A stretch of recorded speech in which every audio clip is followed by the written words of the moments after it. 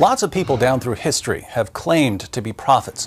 There are people in the world today who claim to be prophets, but their messages contradict each other, so they can't all be speaking for God. This means that we have to examine their messages to see who's really speaking for God. And there are three main possibilities we have to consider. First, the person might be getting revelations from his own mind. He might be deliberately inventing revelations, or he might be insane. But it's clear that some so-called revelations have a purely human origin. Second, the person might be getting revelations from demonic sources. He's actually receiving revelations. These revelations just don't come from God. They come from somewhere else.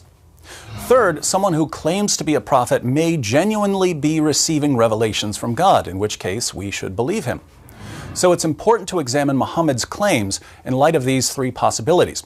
Did his revelations come from his own mind? Did they come from demons? Did they come from God?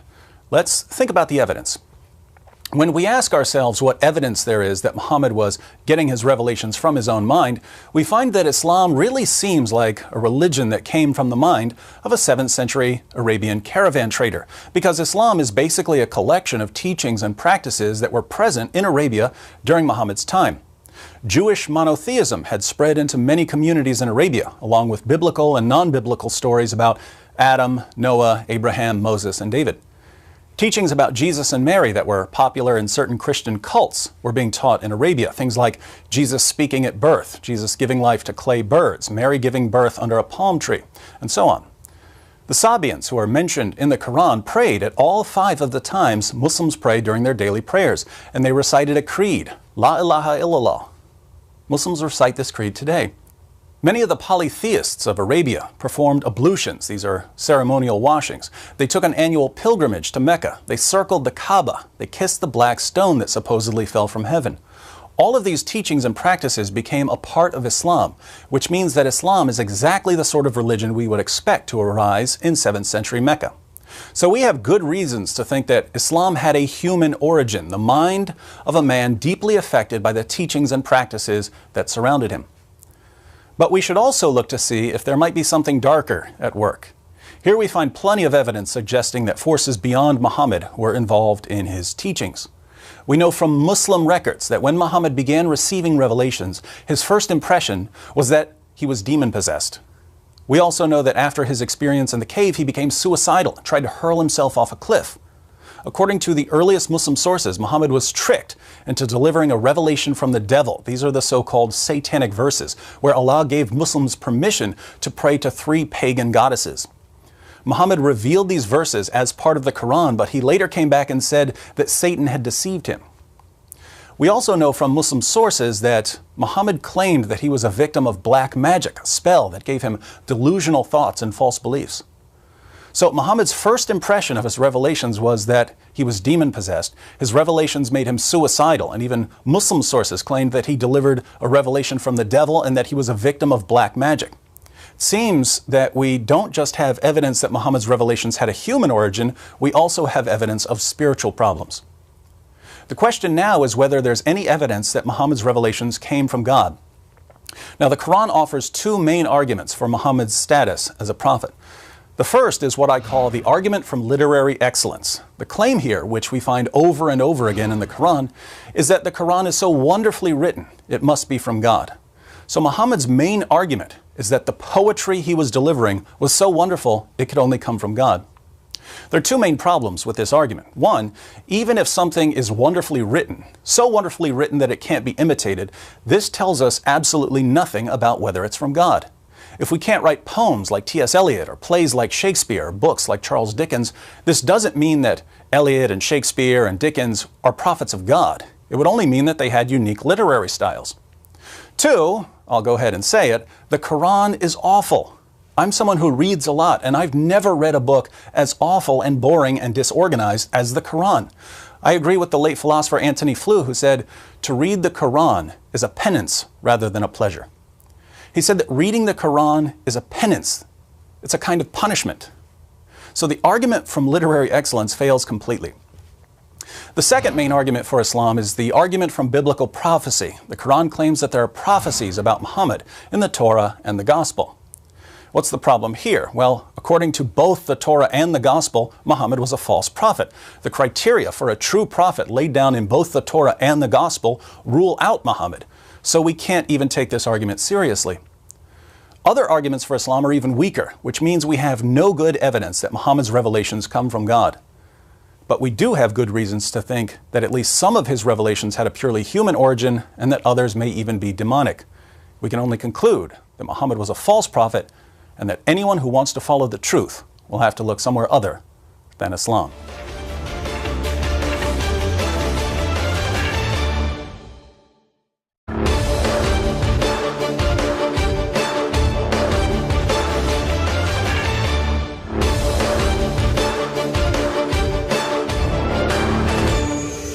There are several different ways to view Muhammad. Muslims, of course, believe that he was a prophet of God. Among those of us who reject Muhammad, there are some who claim that Muhammad knew that he was deceiving people. They believe that he was an impostor who manipulated people into serving him. I happen to believe, along with many others, that Muhammad sincerely believed that he was a prophet. The general criterion I use here is the same whether I'm evaluating Christianity or Islam or any other worldview. It's that if a person is willing to die for what he's saying, he probably believes it. In other words, liars make poor martyrs. There are lots of liars in this world. If you put a gun to someone's head over a lie, they're generally going to admit that it's a lie. People who are willing to die for their claims are usually people who wholeheartedly believe in what they're dying for. Based on the number of battles Muhammad was in and the various dangers he faced, I believe that he really thought he was a prophet. So I don't believe that Muhammad was intentionally using Islam for his own interests. However, there are a number of passages in the Quran and the Hadith which prove, beyond any reasonable doubt, that Muhammad's revelations were influenced by his desires. Let me give you 4 examples. First, Surah 4 verse 3 of the Quran says that Muslims can marry up to 4 women. But we know from references in Bukhari and other sources that Muhammad had at least 9 wives at one time.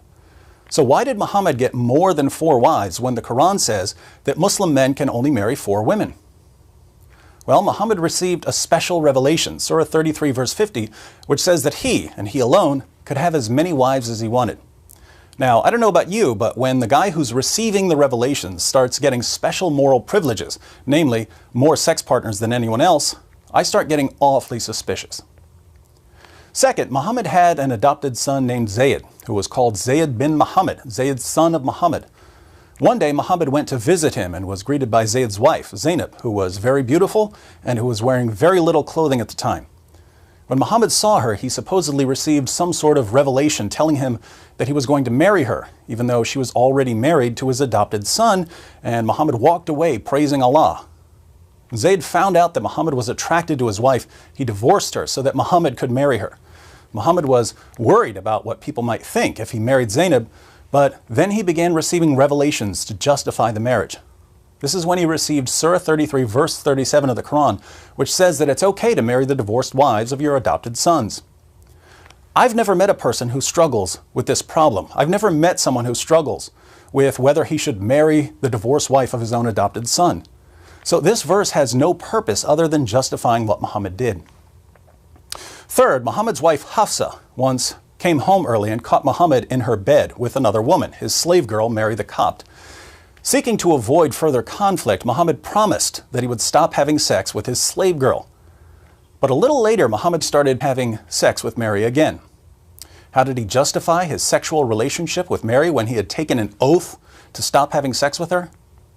Well, he received a revelation, Surah 66 verses 1 through 2 of the Quran, where Allah says, "O Prophet, why do you forbid yourself that which Allah has made lawful for you? You seek to please your wives, and Allah is forgiving, merciful. Allah indeed has sanctioned for you the expiation of your oaths, and Allah is your protector, and He is the knowing, the wise." Notice, Muhammad swears, "I'll never have sex with my slave girl again." Then he starts having sex with her because Allah told him to break his oath. Very interesting. Fourth, one of Muhammad's wives was a woman named Sauda. As Sauda aged, she became unattractive and extremely overweight, and Muhammad decided to divorce her. Terrified of being abandoned in her old age, Sauda hatched a plan. She knew that Aisha was Muhammad's favorite wife and that Muhammad would like to spend even more time with Aisha. So Sauda told Muhammad that if he would keep her as his wife and not abandon her, she would give her sex night to Aisha. This arrangement would allow Muhammad to spend twice as much time with Aisha as he spent with any of his other wives. Muhammad was happy with the arrangement, and so was Allah. Allah praises Sauda in Surah 4, verse 128, for coming up with this solution after fearing cruelty and desertion from Muhammad.